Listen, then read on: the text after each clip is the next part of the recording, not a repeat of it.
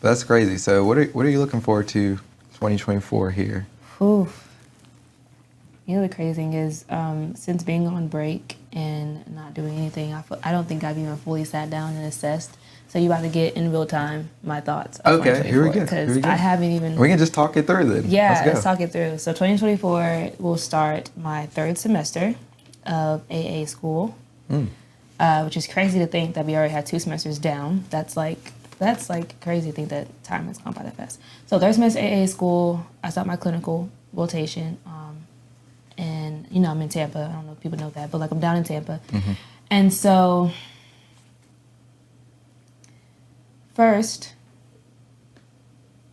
things first, I want to continue remaining consistent relationship with God.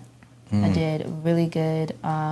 Since moving to Tampa, I found a church home that I was been attending consistently. It wasn't Seventh-day Adventist. It was not non-denominational, but for me, it didn't really matter. I just wanted to make sure I was getting that word in, you know, and so just remain consistent with that, and stay on top of that and my word, and just remain close to Him. That's first and foremost, because He got me through the past 2 semesters, hands down. Like, without relying on God and just seeking Him for peace, I don't know if my last semester would even have gone the way it went. You even got through to this point. You know, I don't even. Yeah. So that's first things first. Second is, I want to really get better at handling my anxiety and my stress levels. Okay.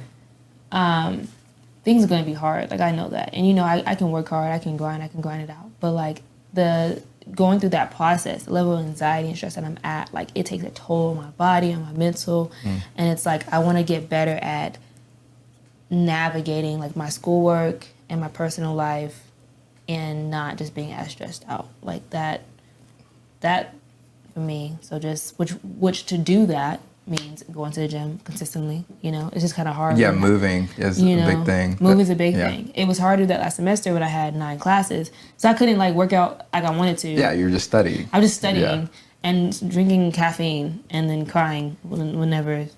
Yeah. So Wow. Okay. that was like a rotation, like wake up, sleep, study, cry, caffeine, like repeat. You know, and so that, focusing on that, and there's going to be a lot of stressors that come with working, like being in clinical rotations, and like being, the field of anesthesia is very, very complicated, you know, and like the second you think you have a hold or hang on things, it's like, that's when you realize anesthesia does not make sense. Like, it makes sense to an extent, but then you're just like, there's those moments where, like, exactly, anesthesia does not make sense. And so just being confident in what I do know when I go to those rotations, and keeping that mindset of, like, I'm going to make mistakes, and okay. I'm going to make, hey, y'all, Evie has made a... Yep, that is not Sonic. That is Natalie's little kitten, I brought my kitten, Evie. And she's been a big help. She's just helping you. She's like my emotional support animal. There you go. And she has been great. I don't want her to mess with your stuff. Yeah, she's trying to. She's going for get at the cord. And she's no, Evie, stop it. Okay. What was I at? Oh, you were just talking about school. Oh, clinicals, yeah. So with clinicals, just knowing that, like, I'm gonna make mistakes and take those mistakes that I make and, like, truly learn from them. Like, you know, don't take anything to heart. Like, at the end of the day, the people, my mentors, or, you know, my teachers, like, they want me to be the best that I can be, because someone's life is literally in my hands. Right. You know, so don't take anything that someone says personal. It's so that you can be better, so that someone doesn't, like, literally die. You know, so yeah. Because if you kind of shy away from your mistakes, then you're not allowing people to help you when help is needed. Yeah. And then when you are in a very critical situation and you make that mistake, well, then it's kind of too late to, you know, make that correction. Exactly. Yeah, you know, so just making sure I remain open to the constructive criticism, making sure I stay on top of my studies and know and come in prepared every day for my clinicals. Like, I know everyone around me, they're thinking about their 2024 year, and they're making all these, like, big goals and plans. That's amazing. But when you're in school, your goal and plan is just to make it through another semester.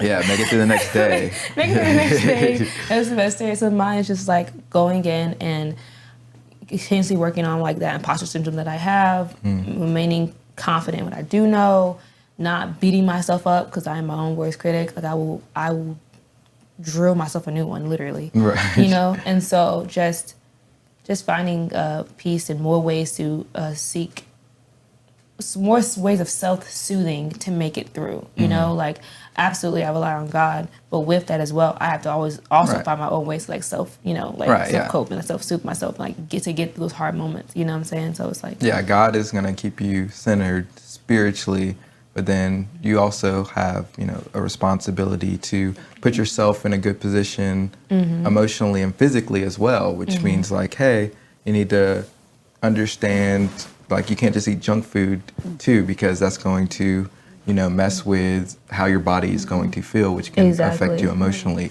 So you got to take the wisdom and all the things that are good on earth and nutritious for us, and that needs to aid along with your, you know, spiritual connection with God. yes, for sure.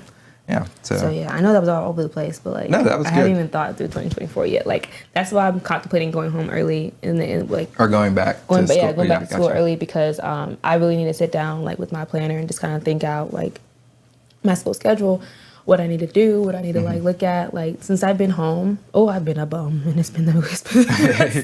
But you did need this period of rest. Yeah. Where you've gone through the 6 days, and then now this is a kind of like your moment, your day of rest where you can recuperate and get ready for another 6 days of semester, you know, work, essentially, to use a biblical metaphor. Yeah. But yeah, something that one of my high school baseball coach used to say was, you can't control everything, so you need to control what you can control. But the two things you can absolutely always control are your attitude and your effort. Yes. And so even when you make a mistake, it's not that the end of the world that you made a mistake, but how you proceed forward after you make a mistake matters, because a lot of people will get a bad attitude and that'll affect their effort moving forward.